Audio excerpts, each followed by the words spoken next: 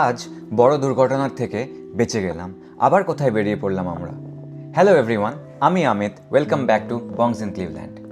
আজ অফিস তাড়াতাড়ি শুরু করে দিলাম, যেহেতু বেরোতে হবে সব কাজ সেরে।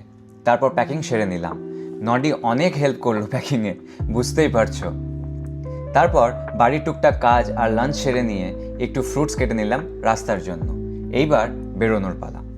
গাড়িতে লাগেজ লোড করে ক্লিভল্যান্ডকে বাই বাই করে বেরিয়ে পড়লাম। Destination Chicago, the Windy city. আমাদের বাড়ির থেকে 5.5 ঘন্টার ড্রাইভ। একটা ইন্টারেস্টিং কথা বলি, শিকাগো কিন্তু ডিফারেন্ট টাইম জোনে, ক্লিভল্যান্ড থেকে 1 ঘন্টা পিছিয়ে। মানে ক্লিভল্যান্ডে যদি রাত 8:30 বাজে, তাহলে শিকাগোতে সময় সন্ধে 7:30। ইউএসএতে এমন অনেক টাইম জোন আছে, পরে এক সময় ডিটেলসে বলবো। খুবই ইন্টারেস্টিং ব্যাপারটা। যেহেতু নডি ঘুমোচ্ছিল, তাই মাঝে কোথাও দাঁড়ায়নি, সোজা 2 ঘন্টা টেনে দিয়েছিলাম।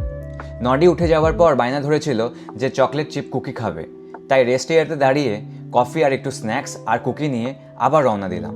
হ্যাঁ, যেটা বলছিলাম শুরুতে, একটু বুঝিয়ে বলি। আমেরিকাতে লেন মেনটেন করে সবাই গাড়ি চালায়। তো এরকম রাইট লেনে ছিলাম আমরা, আর লেফট লেনে একটা বড় ট্রাক ছিল। ট্রাকটা দেখেইনি যে আমরা রাইট লেনে ছিলাম, আর লেন চেঞ্জ করে আমাদের লেনে ঢুকে যাচ্ছিল। ভগবানের কৃপায় আমি সেটা দেখে নিয়েছিলাম, তো কোনোভাবে কলিশনটা অ্যাভয়েড করলাম। না হলে কত বড় যে অ্যাক্সিডেন্ট হতো ভাবলেই কেমন লাগছে। ওভারটেক করে দেখি ট্রাক ড্রাইভার পা স্টিয়ারিংয়ের উপর তুলে গাড়ি চালাচ্ছে। চিন্তা করো, ওর একটা মিস্টেকের জন্য কত বড় দুর্ঘটনা ঘটতে পারত। তাই রাস্তাঘাটে খুবই অ্যালার্ট থাকা উচিত, স্পেশালি যখন ড্রাইভ করছো। 8:45 দিকে শিকাগো পৌঁছালাম আমরা।